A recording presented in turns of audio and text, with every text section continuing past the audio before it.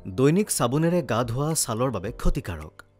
সুস্থ হৈ থাকিবলৈ অকল স্বাস্থ্যকৰ খাদ্য খালেই নহয়, শৰীৰৰ পৰিষ্কাৰ পৰিচ্ছন্নতাও খুবেই জৰুৰী। ব্যক্তিগত স্বাস্থ্য বিধিয়ে আমাৰ স্বাস্থ্য সুস্থ ৰখাত গুৰুত্বপূৰ্ণ ভূমিকা পালন কৰে। সেয়েহে মানুহে নিজকে পৰিষ্কাৰ পৰিচ্ছন্নকৈ ৰাখিবলৈ নিয়মিতভাৱে গা ধুৱে। কিন্তু এনে লোকো আছে যিসকলে স্বাস্থ্য বিধি মানি দিনত ২-৩ বাৰকৈ গা ধুৱে। শৰীৰৰ সুস্থতাৰ বাবে গা ধোৱাটো অতি জৰুৰী। আনহাতে কিছু লোকৰ ক্ষেত্ৰত দেখা যায় যে তেওঁলোকে যিমানবাৰ গা ধুৱে সিমানবাৰেই চাবোন গাত ব্যৱহাৰ কৰে, অৰ্থাৎ চাবোন অবিহনে তেওঁলোকে গা ধুব নোৱাৰে।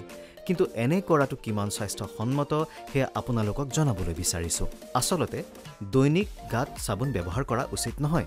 ইয়াৰ ব্যাখ্যা আগবঢ়াইছোঁ। অতিৰিক্তভাৱে চাবোন ব্যৱহাৰ কৰাৰ কাৰণে ছালত থকা প্ৰাকৃতিক তেল নষ্ট হৈ যাব পাৰে, যাৰ ফলত ছালখনত শুষ্কতা বা ৰুক্ষতাই দেখা দিব পাৰে।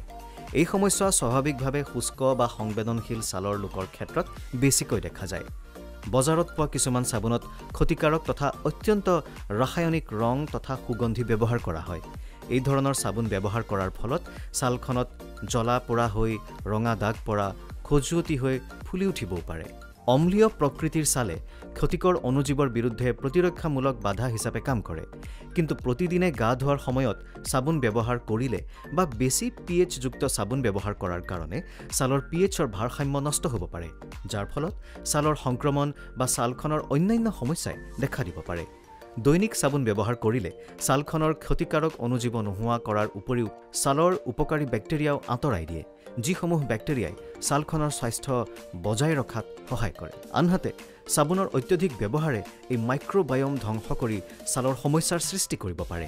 যদি প্ৰতিদিনে চাবোনেৰে গা ধুৱে, বিশেষকৈ গৰম পানীৰ সৈতে, তেন্তে ই ছালৰ প্ৰাকৃতিক আৰ্দ্ৰতা কাঢ়ি নিব পাৰে, যাৰ ফলস্বৰূপে ছালখনৰ ক্ষতি সাধনৰ লগতে ইয়াৰ শুষ্কতা, মসৃণতা অথবা ছালখন জ্বলা পোৰা কৰিব পাৰে। ছালৰ প্ৰকাৰৰ ভিত্তিত নৰম বা কোমল চাবোন ব্যৱহাৰ কৰা উচিত। অত্যন্ত সুগন্ধি বা কঠিন প্ৰকৃতিৰ চাবোন এৰাই চলাই ভাল। ছালখনৰ আৰ্দ্ৰতা বজাই ৰাখিবলৈ চাবোন ব্যৱহাৰ কৰাৰ পাছত ময়শ্চাৰাইজড কৰাটো প্ৰয়োজন। আনহাতে ছালৰ স্বাস্থ্যৰ বাবে গৰম পানীৰ পৰিৱৰ্তে কুহুমীয়া পানীহে ব্যৱহাৰ কৰা ভাল। গুৱাহাটীৰ ৰূপনগৰৰ পৰা ৰাতুল ৰাজবংশীৰ সহযোগত ভাস্কৰ জ্যোতি আচাৰ্য, নিউজ হেল্থ প্লাছ।